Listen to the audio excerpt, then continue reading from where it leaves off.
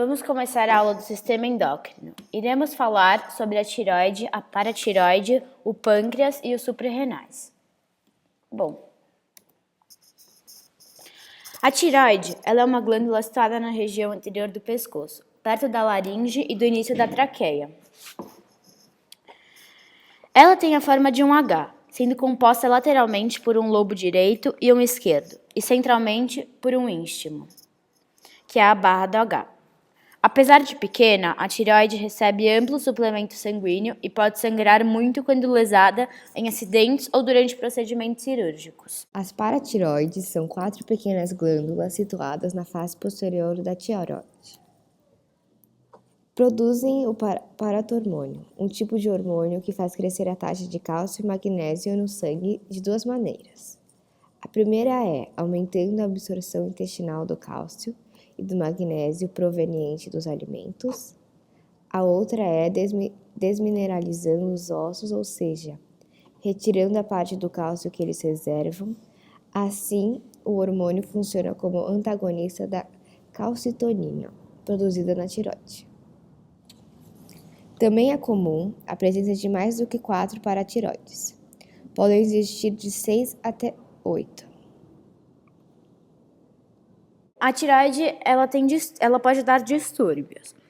A deficiência dos hormônios tireoidianos provoca o hipotireoidismo, cujos sintomas são frio, obesidade, lentidão de movimentos e raciocínio, prisão de ventre e principalmente edema, que nesse caso é denominado mixedema, dando à pessoa um aspecto inchado, com pele seca, por vezes semelhante a uma casca de laranja. O excesso de hormônios tireoidianos provoca o hipertireoidismo, cujos principais sintomas são sudorese, magreza, agitação, nervosismo e insônia. Muitas vezes ocorre um edema característico na região da órbita atrás dos olhos, provocando a chamada exoftalmia. Tanto no hipo quanto no hipertireoidismo pode haver aumento da tireoide, que quando se torna visível recebe o nome de bócio. Em alguns casos, o bócio pode ocorrer mesmo na presença de níveis hormonais normais, tornando impossível dar um diagnóstico pelo simples aumento do tamanho da tireoide. Em locais onde ocorre deficiência na ingestão de iodo, elemento essencial à produção dos hormônios tireoidianos. É frequente as pessoas apresentarem uma forma de bócio denominada bócio endêmico.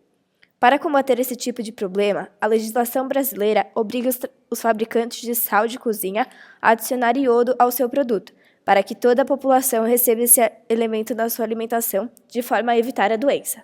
Bom, agora vamos falar de suprarrenais. Suprarrenais são duas glândulas localizadas sobre o polo superior do rim. Podem ser divididas em duas regiões. A maior e mais externa é denominada córtex.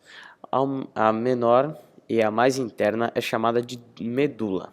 O córtex suprarrenal produz 3 tipos de hormônios. Os glicocorticoides têm funções importantes no metabolismo de carboidratos, proteínas e lipídios.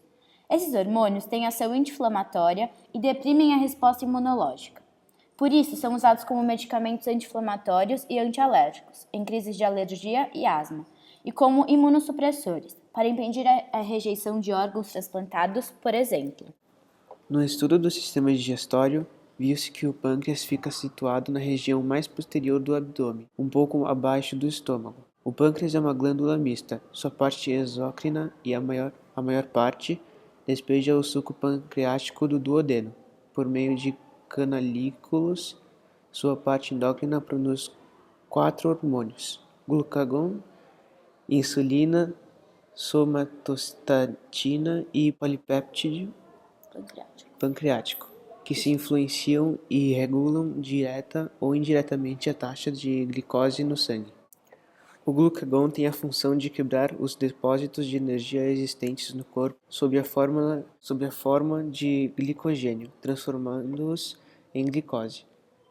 Esta é levada à corrente sanguínea, fazendo aumentar a glicemia, isto é, a taxa de glicose no sangue. A insulina atua facilitando a absorção da glicose pelas células. Desta maneira, a glicose entra nos processos metabólicos intracelulares que produzem energia para todas as funções do corpo, diminuindo seus níveis no sangue. A insulina também aumenta a síntese de proteínas e a formação de tecido gorduroso. A somatostina é um hormônio que inibe a secreção dos demais, insulina, glucagon e polipeptídeo pancreático. O polipeptídeo pancreático inibe a absorção de nutrientes pelo trato digestivo.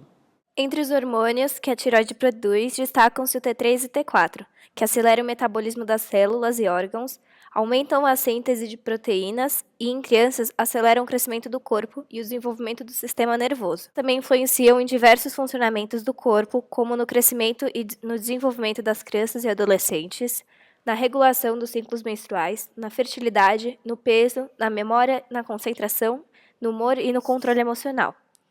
A tireoide produz ainda um terceiro hormônio, a calcitonina, que participa da regulação do cálcio e do fósforo no organismo, inibindo a retirada desse mineral dos ossos.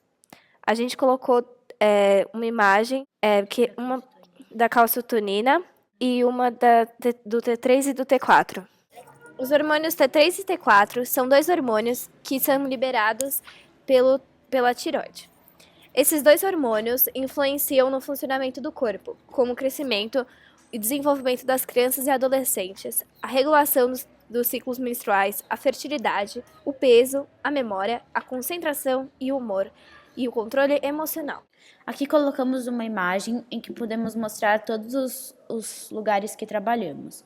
Aqui podemos ver a tireoide e a paratireoide, e aqui a suprarrenal e o pâncreas.